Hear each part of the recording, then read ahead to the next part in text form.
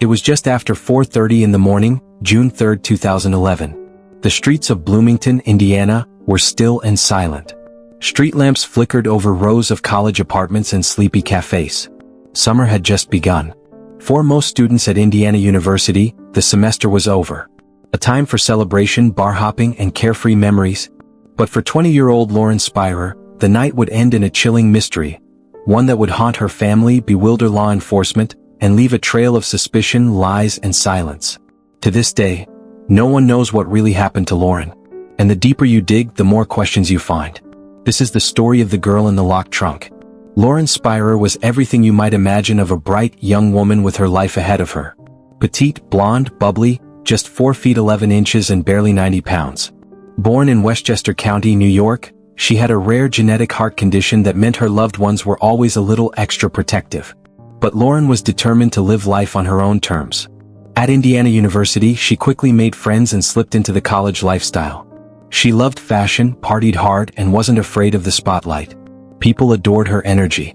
But not everyone who came into Lauren's orbit had her best interests at heart. And on June 3rd, one of them may have stolen her future entirely. That night, Lauren was with her boyfriend, Jesse Wolfe, but they weren't spending the evening together. She was going out with friends instead. Among them were Corey Rossman, Jay Rosenbaum, and Jason J. Beth, students who lived in the same off-campus area Lauren often frequented. Security cameras would later show her barefoot, stumbling, intoxicated, and out of sorts, wandering between apartments from 2:30 a.m. to 4:30 a.m. But then, nothing. Lauren vanished, without her shoes, her phone, or her purse. She was last seen by Jay Rosenbaum, a neighbor who claimed she left his apartment on 11th Street to walk home, alone. A 2-minute walk. But she never arrived. No witnesses. No screams. No signs of struggle. Jay said she just walked out the door. But her boyfriend Jesse? He didn't even know she was out that night. In fact, she had texted him earlier but then went radio silent. He found out she was missing the next day. When Jesse called Lauren's phone that morning, it went straight to voicemail. Her parents were immediately alarmed. They knew Lauren's condition. Her heart needed monitoring. She wasn't a person who disappeared without checking in. By noon, Lauren's friends were making calls. Police were contacted. Within 24 hours, search teams were combing every corner of Bloomington. And then, the lies began. Corey Rossman, one of the last people seen with Lauren, gave conflicting stories. First, he claimed he was too drunk to remember anything. Then he said he'd been punched by a stranger, allegedly for making lewd comments to Lauren at Kilroy's bar earlier that night. That bar, by the way, was where Lauren had left her shoes. Corey's roommate, Mike Beth, had security footage of Lauren returning to their apartment after the bar, barefoot and clearly intoxicated. Then she left, with Jay Rosenbaum. Or so they say. There was no footage of Lauren leaving Jay's apartment. No texts, no calls, no ping from her phone. Even dogs trained to detect human remains caught no scent trail of her past that point. The only thing more chilling than the evidence was the lack of it. Jay Rosenbaum was the last person to admit to seeing her. But he lawyered up quickly. So did Corey. And Mike. In fact, all 3 men refused polygraph tests from Bloomington Police. Lauren's mother, Charlene Spierer, made national headlines when she accused the boys of hiding the truth. If they have nothing to hide, she said, why are they hiding everything? The boys' families pushed back, claiming their sons were innocent and being smeared. But one thing couldn't be ignored. Within 10 hours, all 3 boys had hired attorneys. And then came the rumors. There were whispers of a party drug gone wrong, GHB, the so-called date rape drug, and how Lauren may have overdosed. Some believed she died accidentally and the boys panicked, covering it up. Others believed it was no accident at all. Lauren's medical condition made recreational drugs extremely dangerous. Her parents confirmed this. And yet, it was widely known she used substances, alcohol, weed, maybe more. Did her heart give out that night? Or did someone silence her, before she could even cry for help? And where was Jesse, her boyfriend? When he found out Lauren was missing, he didn't immediately rush to help with the search. His reason? He was angry she'd gone out drinking. To some, it seemed cold. To others, it was suspicious. But Jesse passed multiple polygraphs and worked with investigators. Still, why wasn't he with Lauren that night? Why was she with Corey Rossman, a guy known for reckless partying? And what happened in those final 2 hours before she vanished? In late July 2011, 6 weeks after Lauren vanished, a chilling tip came in. A man reported hearing from a friend that Lauren's body had been hidden in the trunk of a car, driven to a wooded area outside Bloomington, and buried beneath a slab of concrete. Search dogs were dispatched. Cadaver teams scoured the site. Nothing. The friend who made the claim? He recanted. Or was he silenced? The trunk theory didn't die. In fact, it got darker. Shockingly, Lauren Spierer isn't the only young woman to disappear near that area. In 2000, Jillian Deering, a 19-year-old student, vanished from near the same part of town. Her remains were found months later, in the woods. Her killer? Never caught. In 2015, Hannah Wilson, another Indiana student, vanished after a night out. Her body was found 2 days later, bludgeoned, dumped near railroad tracks. Her killer? A man with prior charges of assaulting women near college campuses. Police briefly questioned whether Lauren's disappearance was part of a broader pattern, but they never confirmed a link. At least, not publicly. A year passed. Then 2. Billboards went up. Searches resumed. Media coverage came and went. But the men closest to Lauren refused to speak. Rumors continued. That one of them confessed, and the others helped cover it up. That her body had been dismembered. That someone's father, a prominent businessman, had helped clean the mess. And then, a break. A former classmate came forward, claiming he'd seen one of the boys drive away that morning, with a large black duffel bag in the back seat. He didn't tell police at the time, because he was scared. But now, he wanted to talk. What was in that bag? Where was it taken? And why is no one talking? What do the boys in the apartment really know? Because one of them may have killed her, and the others helped him bury it. Now, a year after Lauren vanished, a disturbing tip threatens to crack open everything. A black duffel bag, a car seen leaving at dawn, and a pattern of silence from the very people who claimed to be her friends. 1 year after Lauren's disappearance, the investigation was cold.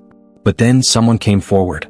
A former IU student who lived near the same building Lauren had last been seen in, told police he remembered something strange. It was the morning of June 3, 2011. Around 4:45 a.m., just 15 minutes after Lauren allegedly left Jay Rosenbaum's apartment, he saw a black 4-door sedan parked illegally near the dumpster. The driver? Corey Rossman. And in the back seat was something large, heavy, and zipped up in a black duffel bag. The witness thought it was just luggage. A student moving out after finals. He didn't think much of it. Not until weeks later, when Lauren's face was on every news station. According to Jay, Lauren left his apartment around 4:30 a.m., barefoot, tipsy, and alone. But what if she never left? What if she collapsed? Or worse, Jay claimed he went to bed right after she left. But he never tried calling her. Never tried walking her the short distance home. And what kind of friend lets a vulnerable, intoxicated woman wander barefoot through the streets at night? Investigators reviewed Lauren's last known phone pings. Her phone went silent at 4:35 a.m. with no further activity. But between 4:40 and 5 a.m., Corey's phone pinged near an industrial park on the edge of town. He claimed he was asleep. The car? Never searched. The black duffel bag? Never found. By this point, the 3 men, Jay Rosenbaum, Corey Rossman, and Mike Beth, had all stopped cooperating with police.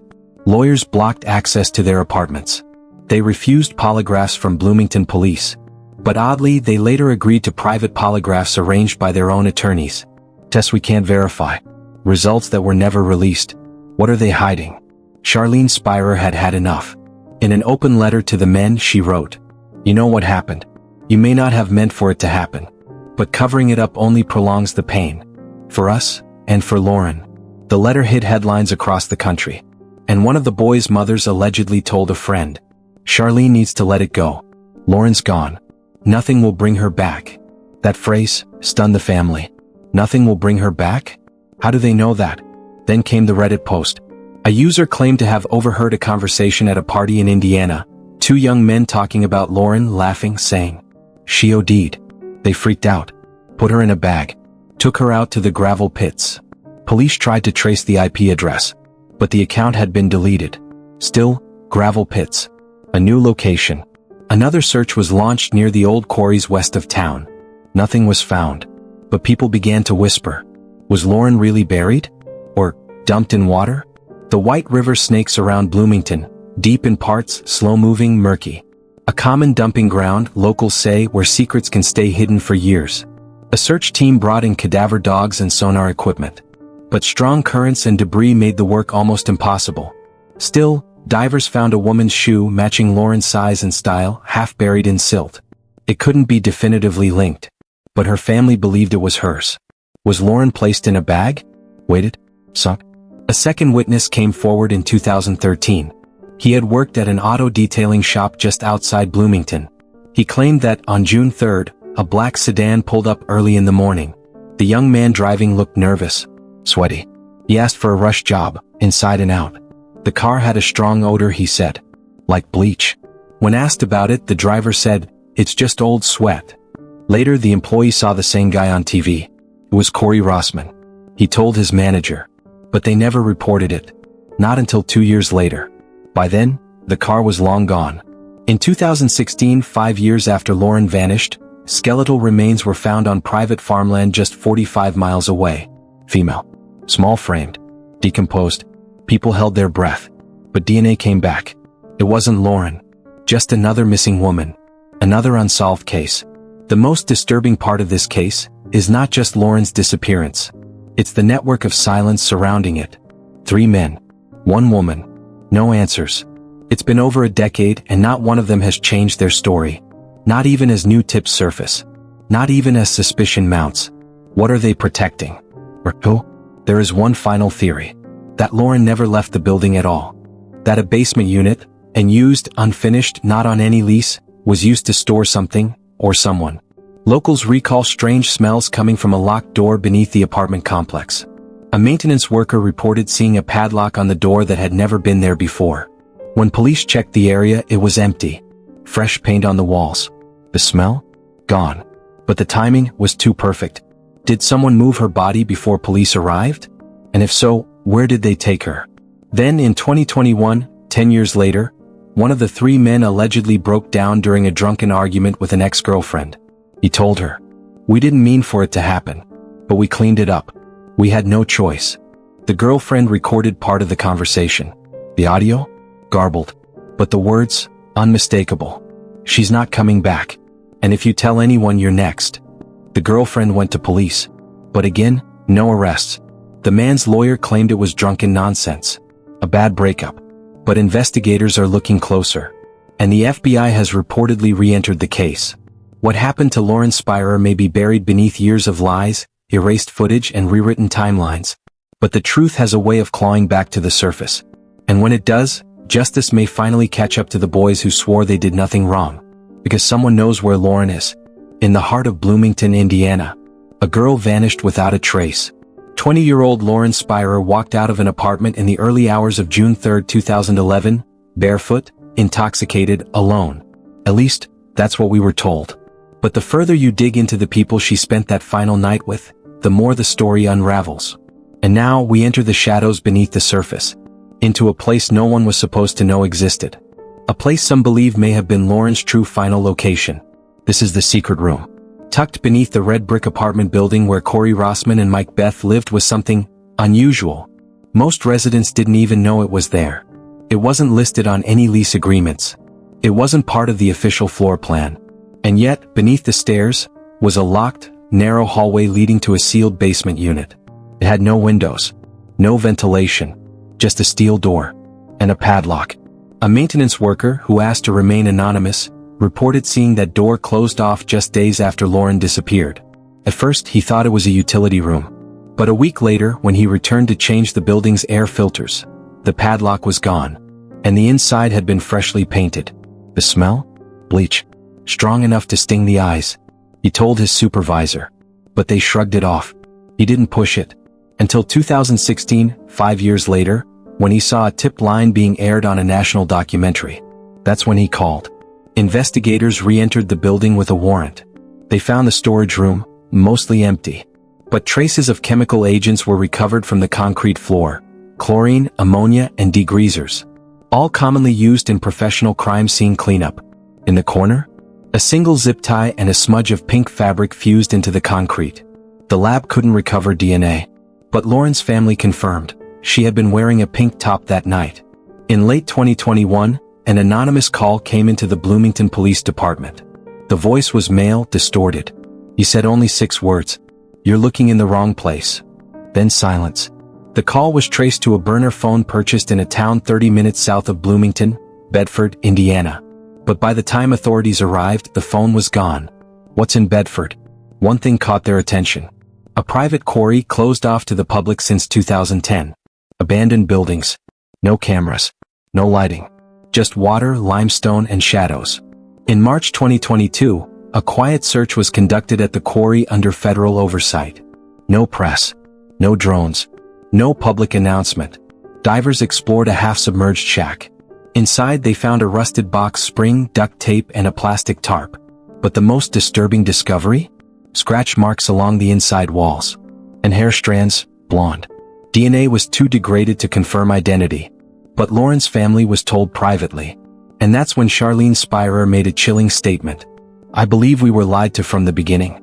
I believe my daughter never left that apartment.